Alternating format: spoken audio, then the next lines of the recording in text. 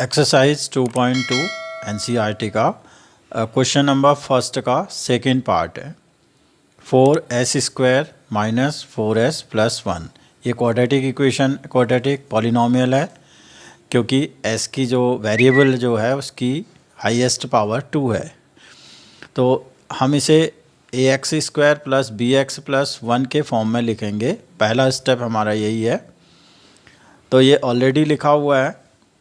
अब next part है हमारा, नेक्स्ट जो स्टेप है वो है फैक्टर करना। फैक्टर करने के लिए सबसे पहले हम देखेंगे कॉमन 4s², 4s एंड 1, इन तीनों में कुछ भी कॉमन नहीं है। फिर अगला होगा आइडेंटिटी। अगर आइडेंटिटी अप्लाई हो रही है तो हम आइडेंटिटी अप्लाई करेंगे। यहाँ पर आइडेंटिटी अप्लाई हो रही है a² minus 2ab plus b² is equal to a minus b whole square. ये देखो a² minus 2ab plus b², तो 2s होल स्क्वायर और प्लस 1², यानी कि a की जगह पे 2s है और b 1 है, माइनस 2ab। तो इस फॉर्म में हमने इसको रख दिया। अब ये किसका होल स्क्वायर हो गया? 2s minus 1 whole square. 2s minus 1 whole square, जब कोई किसी भी रियल नंबर में हम स्क्वायर अप्लाई करते हैं तो इसका मतलब होता है कि हम उसे दो बार लिख दें। तो 2s minus 1 into 2s minus 1। अब यहाँ पर अगर कभी कभी हम जज नहीं कर पाएँ कि ये आइडेंटिटी यहाँ पर अप्लाई हो रही है या नहीं हो रही है, तो उस केस में हम मिड टर्म को स्प्लिट करके भी इसे फैक्टराइज कर सकते हैं।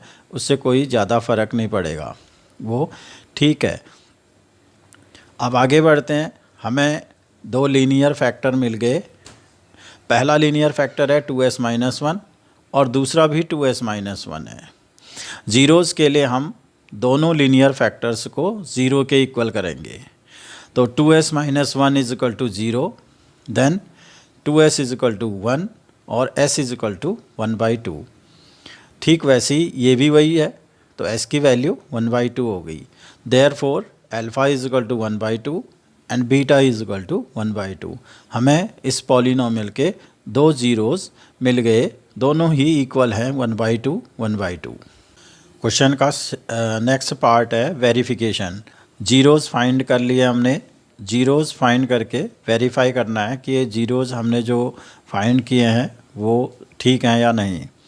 तो हम क्या करते हैं, alpha plus beta sum of zeros 1/2 plus 1/2 is equal to 1। और ये जो सम ऑफ ज़ीरोज़ हैं वो माइनस b/a के इक्वल होना चाहिए। यहाँ पर अगर हम स्टैंडर्ड फॉर्म में देखेंगे पॉलिनोमियल को तो हमें ऑब्टेन होगा x² का कोएफिशिएंट, यहाँ पर s है वेरिएबल, s² का कोएफिशिएंट 4 और s का कोएफिशिएंट -4 और कांस्टेंट टर्म जो है वो 1 है।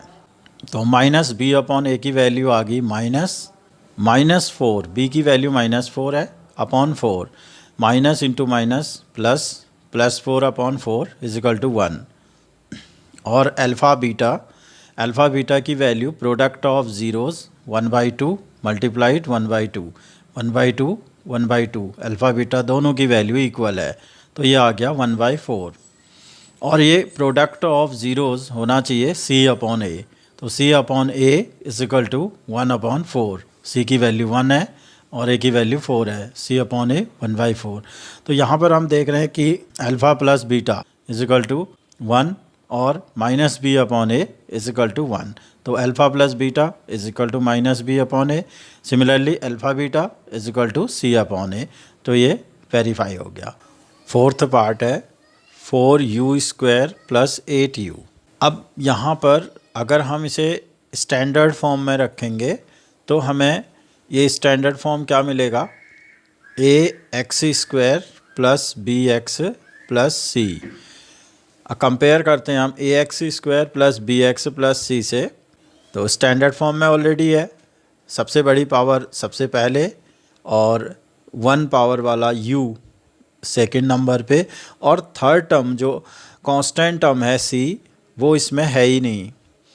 तो स्टैंडर्ड फॉर्म में पहला स्टेप तो हमारा क्लियर है कि ये स्टैंडर्ड फॉर्म में है। नाउ कंपेयर कर लेते हैं। यू स्क्वायर का कोएफिशिएंट 4 है, तो ए हो गया 4, यू का कोएफिशिएंट है 8, बी हो गया 8, और सी जो है कांस्टेंट टर्म वो यहाँ पर नहीं है। It means c is equal to 0।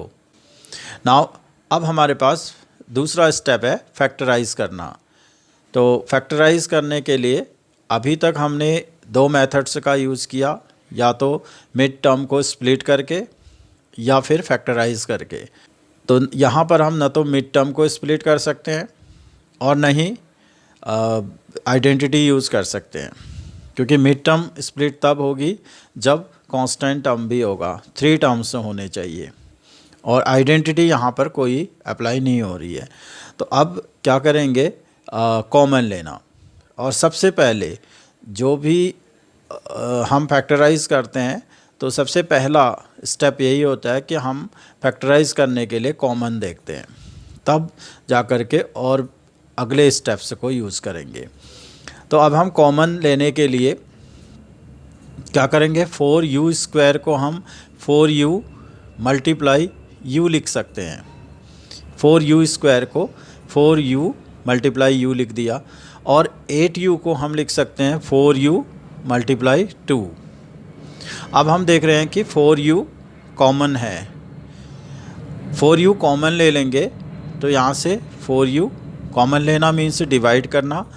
तो 4u मल्टीप्लाई u में हमने 4u से डिवाइड किया तो यहाँ पर रह गया u, और इस टर्म में से हमने 4u को कॉमन ले लिया तो रह गया 2। तो हमें दो लीनियर फैक्टर से मिले 4u and u plus 2। Then for zeros, अब हमारा अगला स्टेप होता है ज़ीरोज़ फाइंड करना। दोनों लीनियर फैक्टर्स को 0 के इक्वल पुट करेंगे। पहला लीनियर फैक्टर है 4u, 4u को 0 के इक्वल पुट किया तो u की वैल्यू आ गई 0/4, दैट इज़ 0। और सेकंड जो है वो u plus 2, second linear factor u plus 2 is equal to 0, u is equal to -2। Therefore zeros of this polynomial are alpha is equal to 0 and beta is equal to -2। now verification, तो सबसे पहले हम sum of zeros find करते हैं alpha plus beta. Alpha की value आई यहाँ पर 0 और बीटा की वैल्यू आई -2।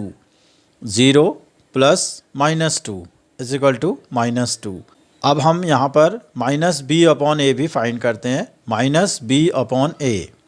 b की वैल्यू है 8, तो -8/4, a की वैल्यू 4 है, इज इक्वल टू -2। तो alpha plus beta is equal to -b/a, दोनों की वैल्यू -2 आई। Next alpha beta product of zeros, alpha की वैल्यू 0 और बीटा की वैल्यू आई हमारी -2। Alpha into beta 0 into -2 that is 0। अब c/a फाइंड करते हैं। c/a की वैल्यू आई, c की वैल्यू यहाँ 0 है क्योंकि कांस्टेंट टर्म कुछ भी नहीं है, 0/2 इज इक्वल टू 0। तो alpha product of zeros is equal to c/a, verify हो गया।